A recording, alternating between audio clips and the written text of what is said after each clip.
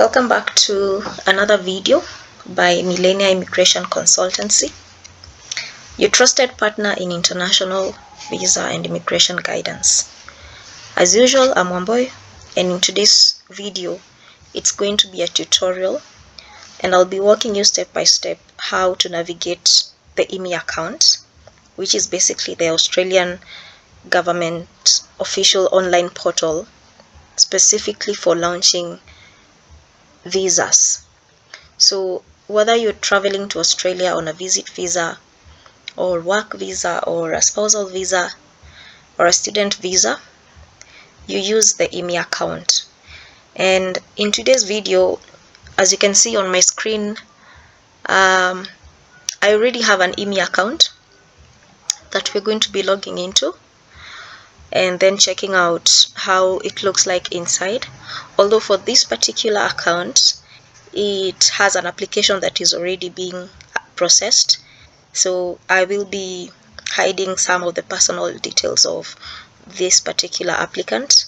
And this application in here is for a spousal visa, which is discussed in the previous video.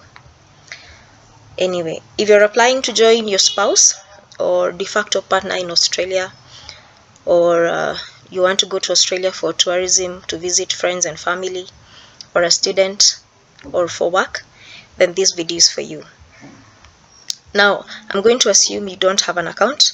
So if you don't have an account, you just apply and create an account online. So you open your browser and then you go to www.homeaffairs.gov.au, which is the Department of Home Affairs official website. Please, you have to use the official website. And then you can either create an account or log into a new account. If you're a first-time user, you click on create an Immi account, you fill in your details, which is your name, your email address, and then you set a password, you accept the terms and conditions, and then you go back to your Gmail account or email address, check your email, then you verify your account. But if you already have an account, you just enter your login credentials. Now, which is where we are in this particular case. I had logged out because I had logged in to check the status of the visa. So you just click on login. Once you click on login, you will see this particular information. So you have your username, which is your email, and the password. If you have forgotten your username or password, you can always reset it. If you don't have an account, you can create a new account. But for this one, because we're looking at a case study of a spousal visa, then that's how you just log in. So you click on next.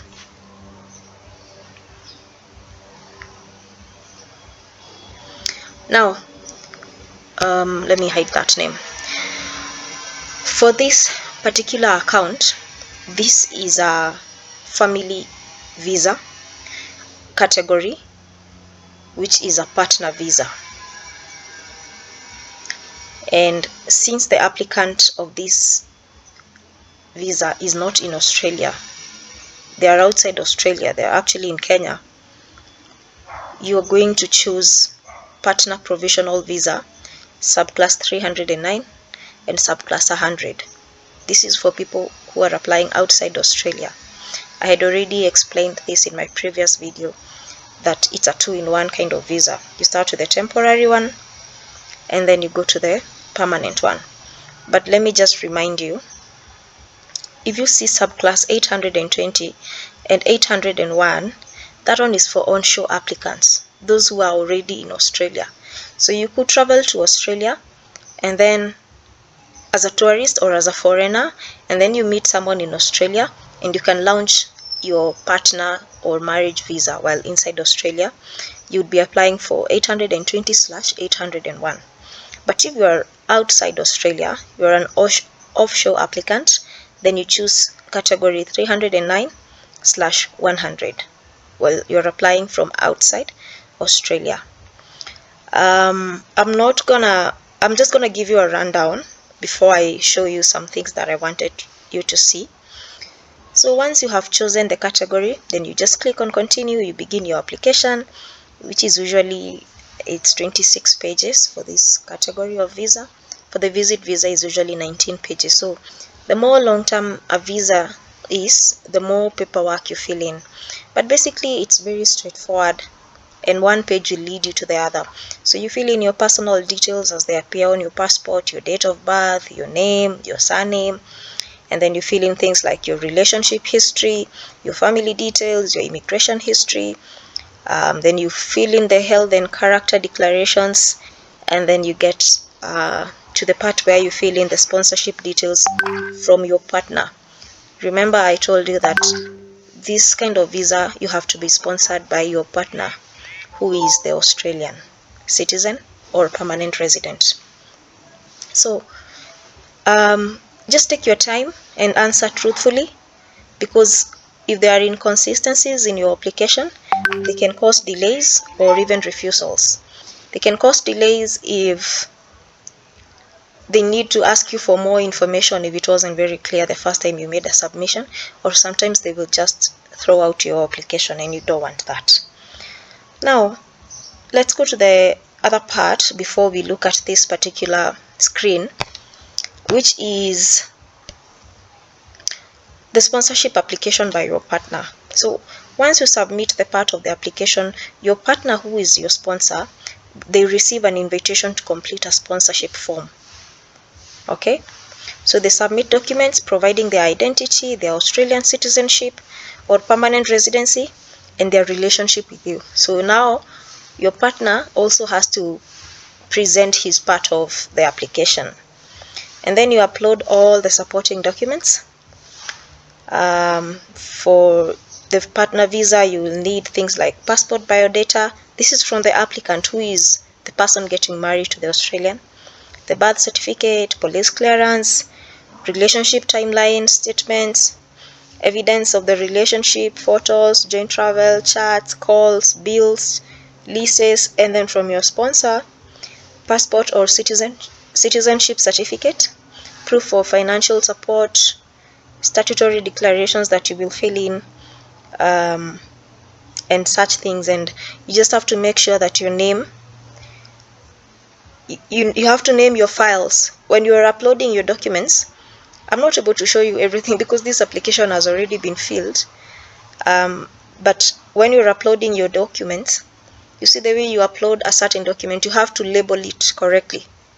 So it has to be, this is an ID of sponsor, ID of applicant, birth certificate, marriage certificate, sponsorship letter. So all these documents have to be labeled. And then you go to the next step, which is paying the visa fee. So once you upload your documents, you'll be directed to the payment section. And the partner visa is one of the most expensive visas, so make sure you have your card ready, your debit card or credit card. The current base is around $19.95, but this can vary slightly. This particular application, we paid $19.95. So once you pay, your application will be officially lodged, and then you get a transaction reference number, TRN. Save this because it is very important to tracking your case and the correspondence.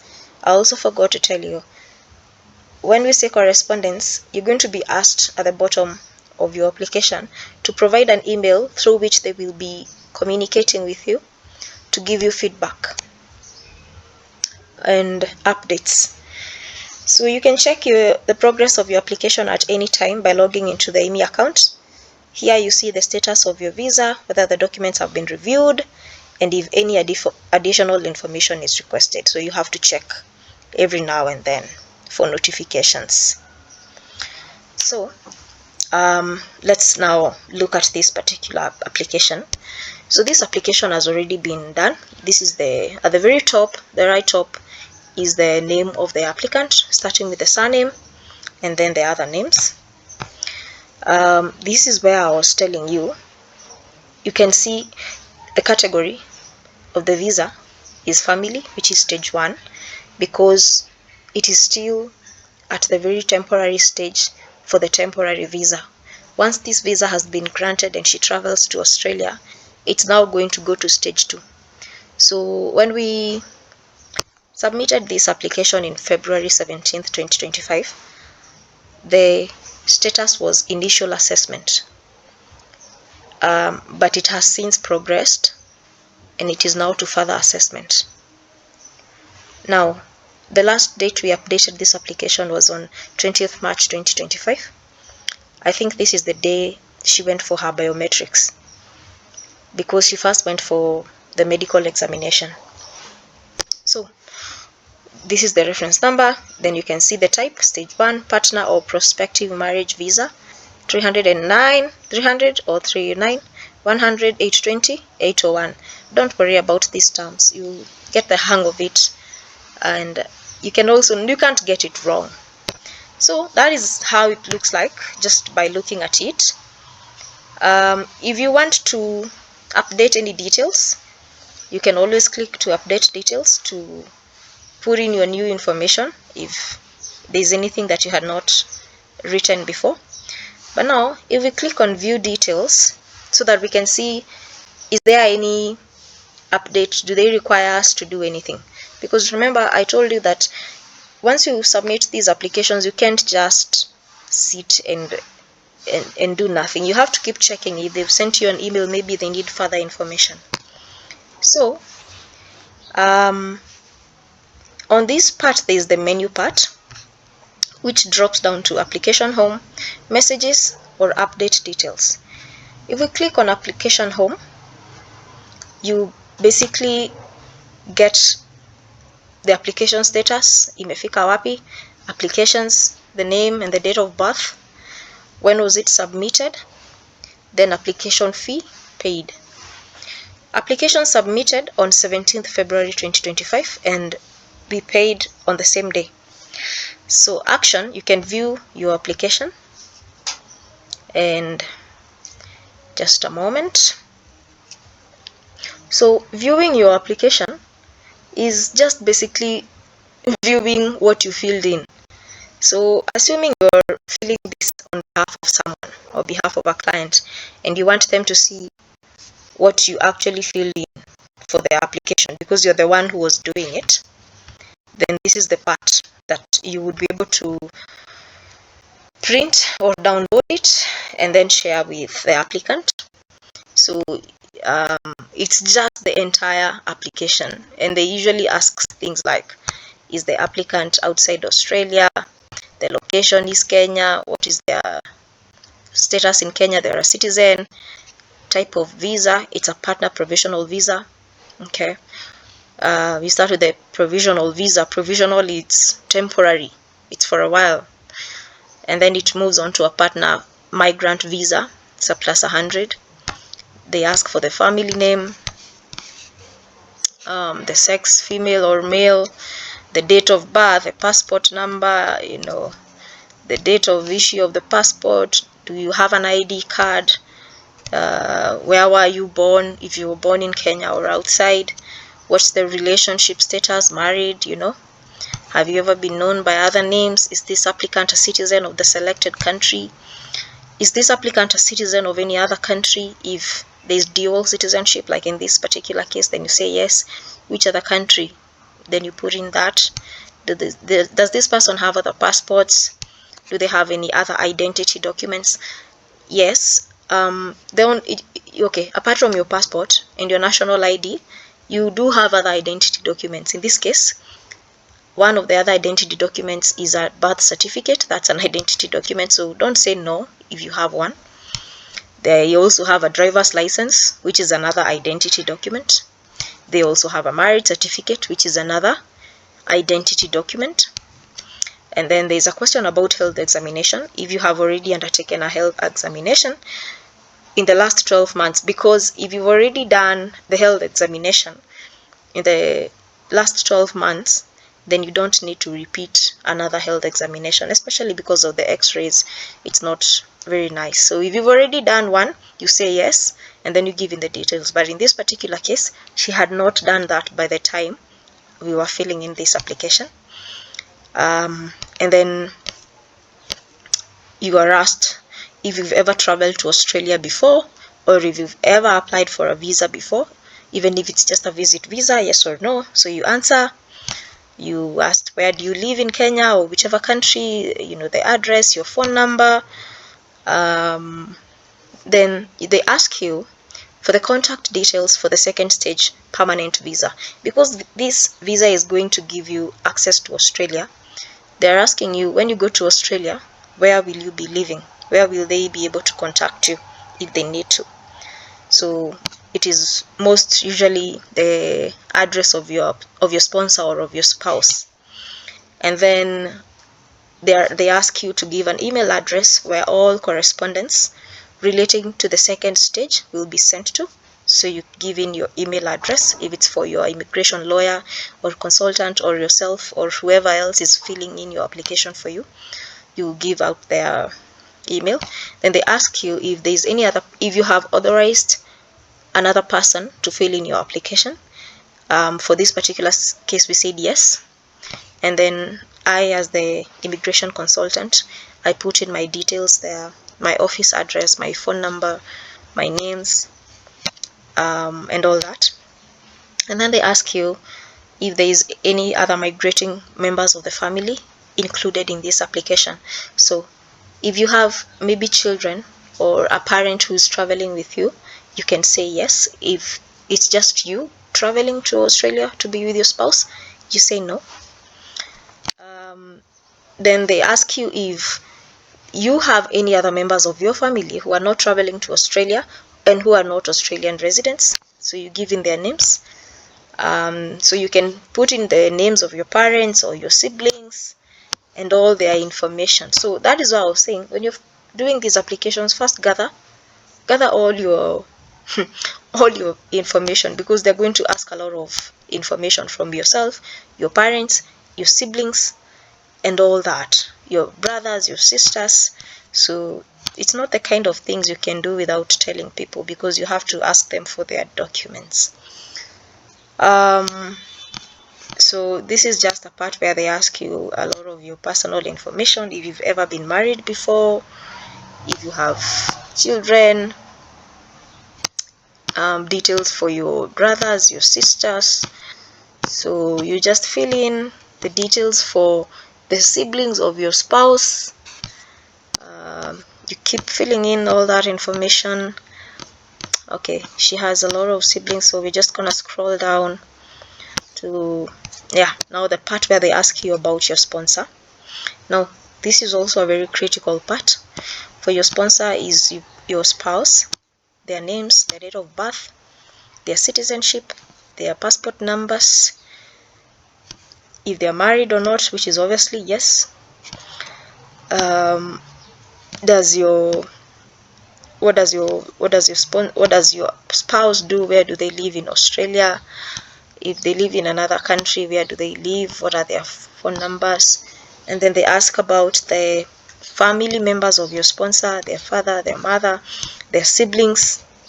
So they ask about all that information. And then they ask you it's an interesting part, if you are related to your sponsor by blood, marriage, or adoption.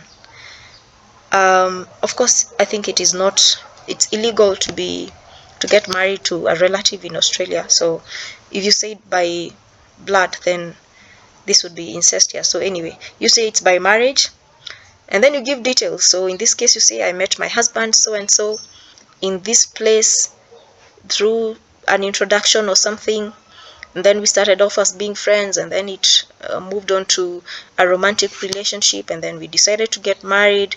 What kind of a wedding did we have? When was this wedding? You give in a brief summary of the history of your relationship. Then they ask you, have you and your sponsor met in person?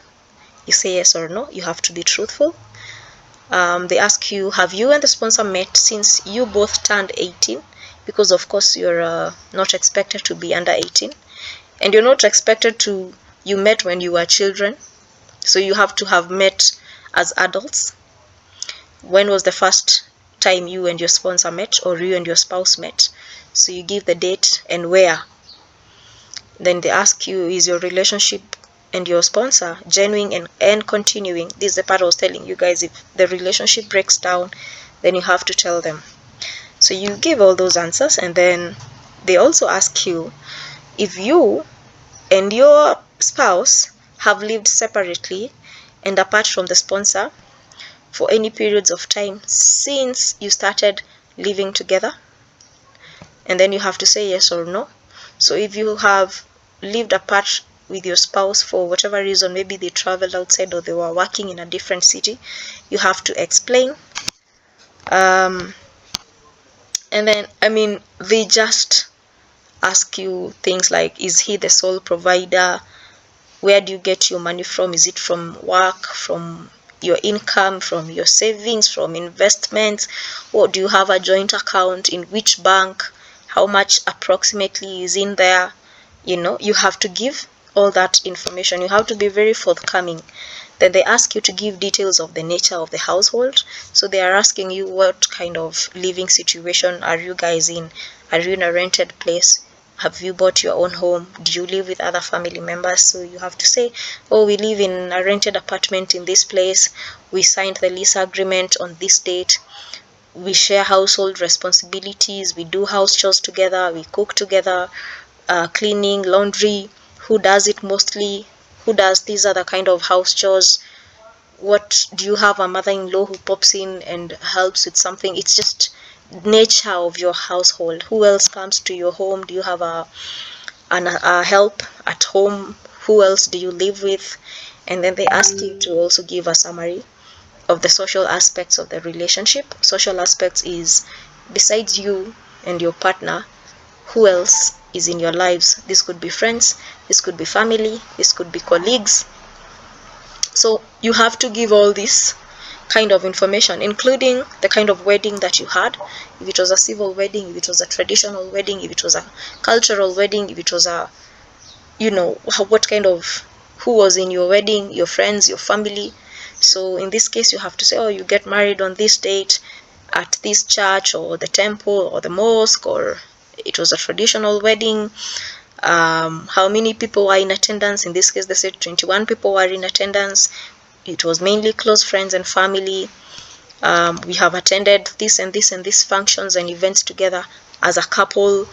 Our friends occasionally come to visit us. We spend time together with our friends, with our brothers-in-law and relatives and all that. And then they ask you to give the details of the nature of commitment that you, the applicant, and the sponsor have to each other. So you have to now say, besides the social aspect, we are now getting more intimate into the nature of the commitment of your relationship. Is it exclusive? Is it an open marriage? That kind of thing. So you can say, we've known each other since this, maybe we were friends at first, our relationship, and then grew to something more romantic. We have the common life goals, we have common values, we assist each other, we are each other's support systems, we are committed to a monogamous relationship or a non-monogamous, polygamous relationship. Whatever arrangement you have to clearly state it here. Since we got married, we've been building a life together. Maybe we are planning to have children. Maybe we are planning to do business together or invest together, or we're planning to build a life together. Then they ask you to give details of the development of the relationship between the applicant and the sponsor. So how has this relationship developed or blossomed to become what it is today, that you're asking to get a marriage visa?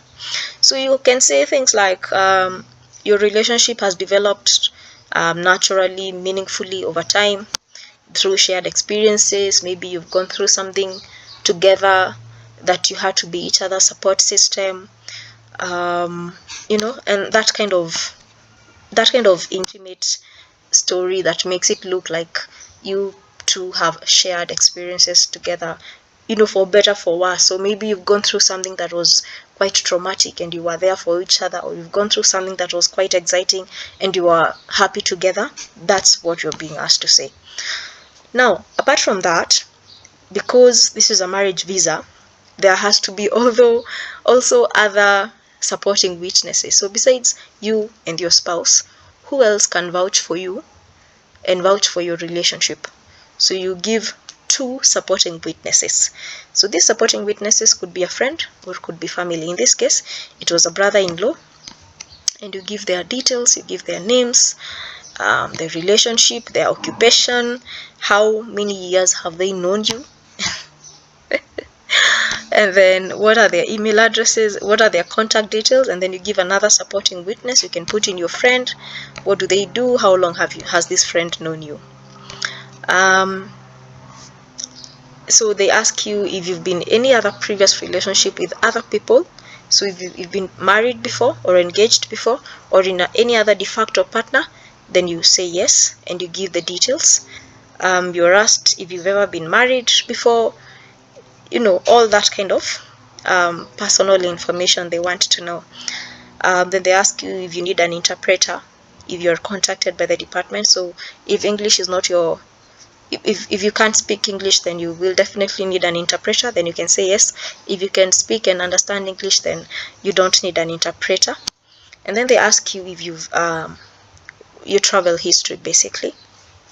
So you put in all the countries that you have been to, and they also ask you which countries have you lived in.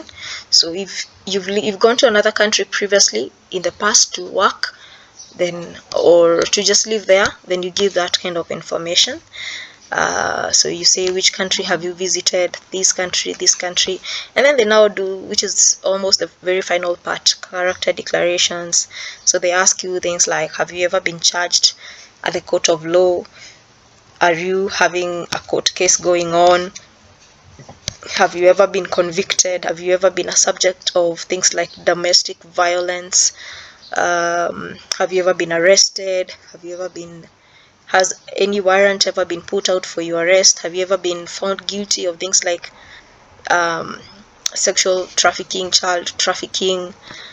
Are you a registered sex offender? Now, remember, they have all this information. So if any of this applies to you, you better just say the truth. For this one, all this was no. Have you served in the military? Have you ever gone any kind of military training? Have you ever been deported? All these kind of questions. And then now they ask about your visa declaration. So these are just questions of you. They ask you a question, you say yes or no, you agree that you have given truthful information, and then now you put in the supporting evidence, which is basically your information. There's a lot of documents that you download and then you fill in. There is a form that is filled in by the witness 1, another one filled in by witness 2, another one filled in if you appoint an authorized recipient. This could be an immigration lawyer or consultant.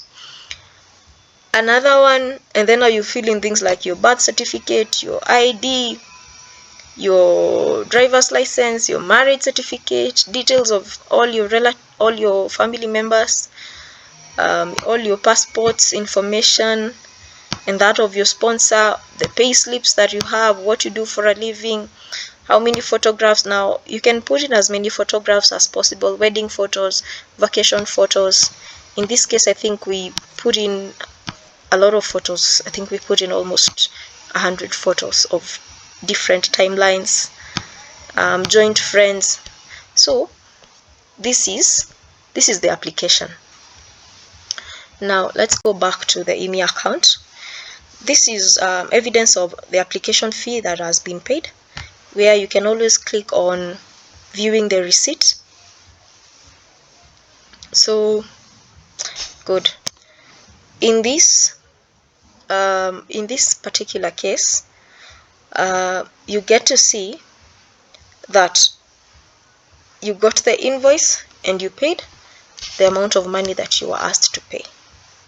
So this is the part where you see your receipt, and it's also evidence. Okay, then there is also this part of messages, which is they tell you that any correspondence for this application is being sent to the authorized recipient at the following email address, which you see it. Please check your spam filter if you haven't received any correspondence. So on the correspondence title, one of the things they asked us to do was the requirement to provide biometrics, and it was sent to the email address of the recipient, who was me in this particular case. Now you see, this is me. The covering letter, the point of contact, it's Elizabeth Wamboy. This particular PDF is the requirement to provide biometrics. It's basically the letter that you show when you go to provide your biometrics. So this is the address of the applicant, and they tell you you're required to provide biometrics for the purposes of Section 40 of the Immigration Act to your partner provisional visa application.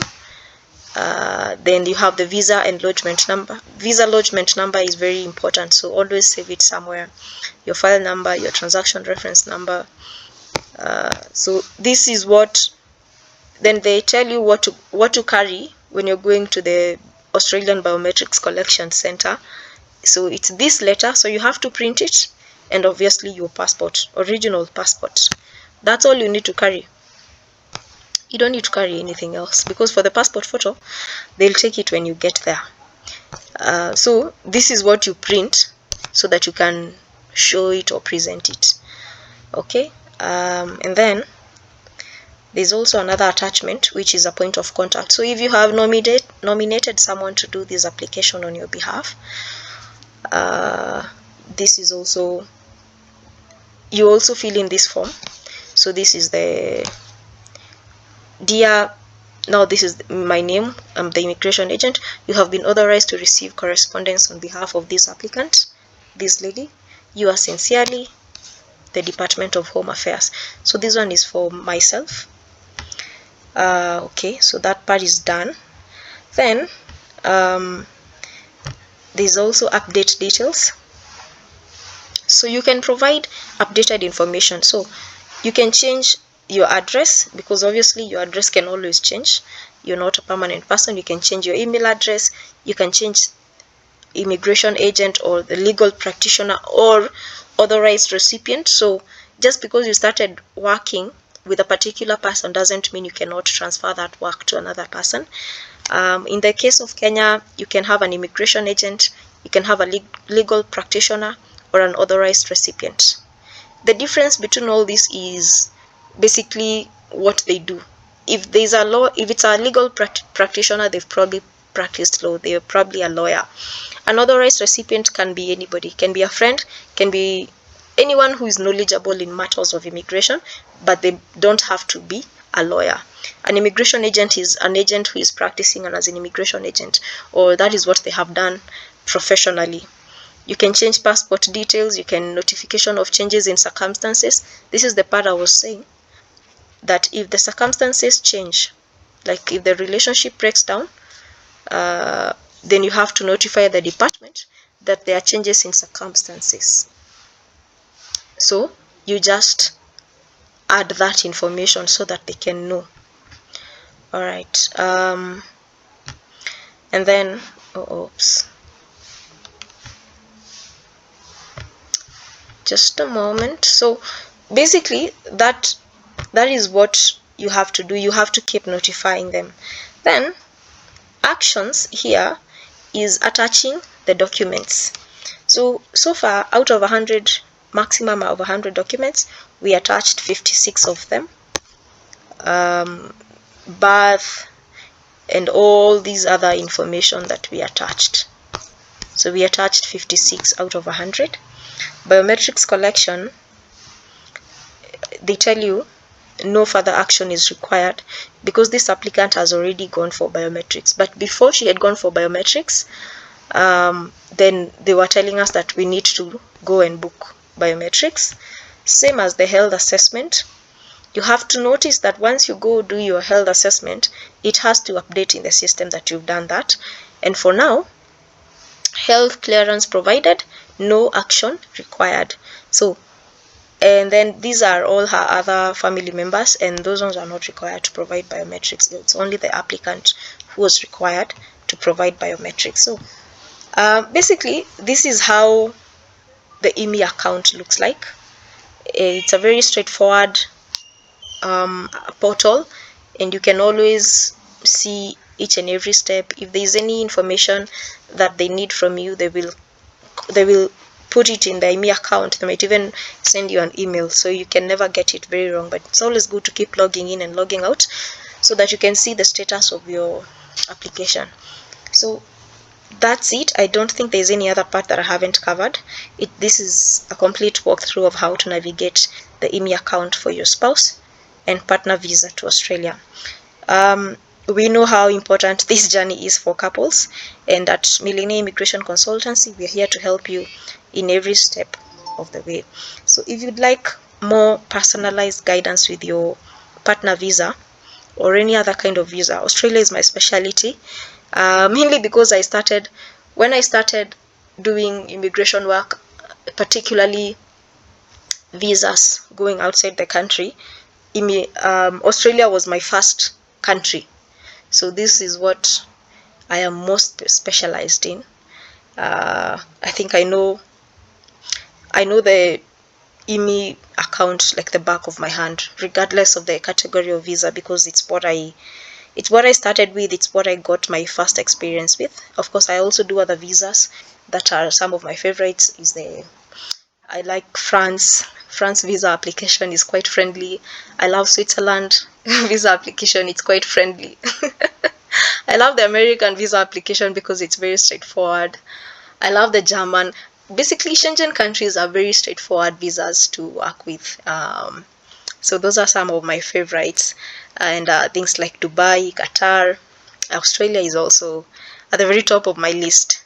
So anyway, if you'd like personalized guidance or consultation, or whether you're just starting your visa application or you're stuck midway, please don't hesitate to reach us.